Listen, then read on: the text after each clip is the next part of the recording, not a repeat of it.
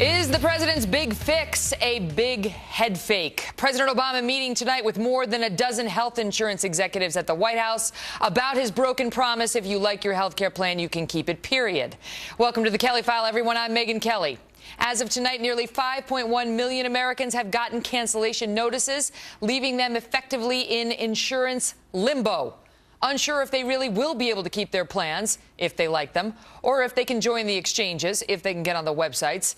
And worst case, uncertain if they will even have insurance come the new year. These policies are canceled as of right now. They don't know where they're going. Back in D.C., we hear that was a topic of conversation today.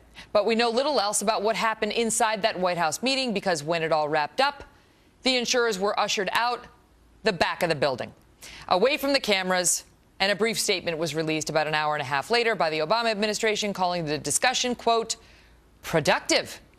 Chris Direwalt is our Fox News digital politics editor and host of Power Play on FoxNews.com Live.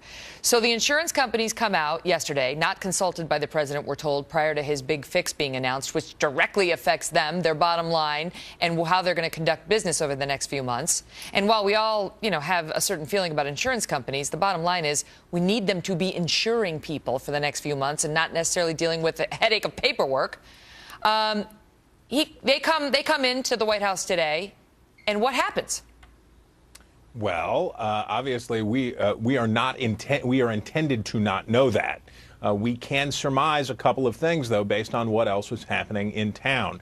What was happening across town, down Pennsylvania Avenue at the Capitol, was 49, I believe, Democrats joined with Republicans in the House to vote for legislation that would, in effect, memorialize in actual law what the president said at his press conference yesterday about you being able to keep your plan if you like it, if your state insurance commissioner and your insurance company says it's okay, but it's not his fault. If, asterisk, double asterisk. Yeah. So that was going on. It's like when you get, married and the spouse is like, I promise to love you forever if I want to, and if it's complicated. It works out for me. What?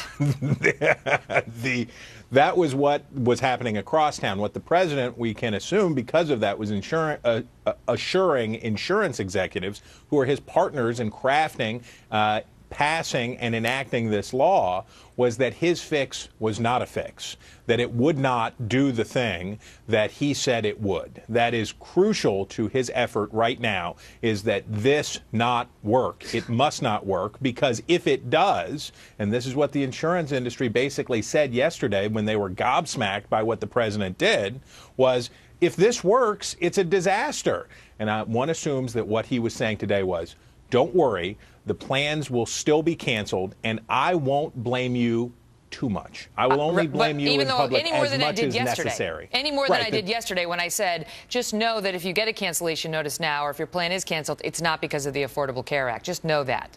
Well, we went through this sort of rodeo clown routine in the passage of the law, in which the president was partnering with the insurance industry and drug makers behind closed doors, and then when he was having trouble getting Democrats on board, would go out in public and yell about the insurance industry and then go back in and huddle with them. So one would suppose that we are in now a continual version of this as the implementation of the law struggles. So the president is trying to assure his partners in the insurance industry that he wants the policies still destroyed. And we can also assume that he is reassuring liberal supporters that the fix is meant not to work and that the policies will be destroyed. But let me ask you this, and I understand why. I mean, we talked about it last night with one of the architects of Obamacare who explained to us how if you keep these people out of the exchanges and you let them stay on their existing plans, it could potentially be the beginning of the death spiral, where the exchanges only have the most unhealthy people, and the whole law could potentially collapse because the exchanges won't work if they only have unhealthy people,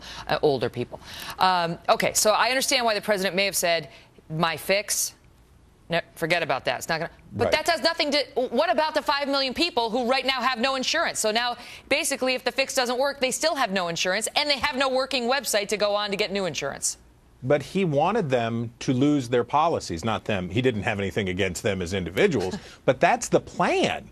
That's the idea. It doesn't work unless they lose their coverage. It also doesn't work unless they can get on healthcare.gov, which they are working very hard to get in order by November 30th.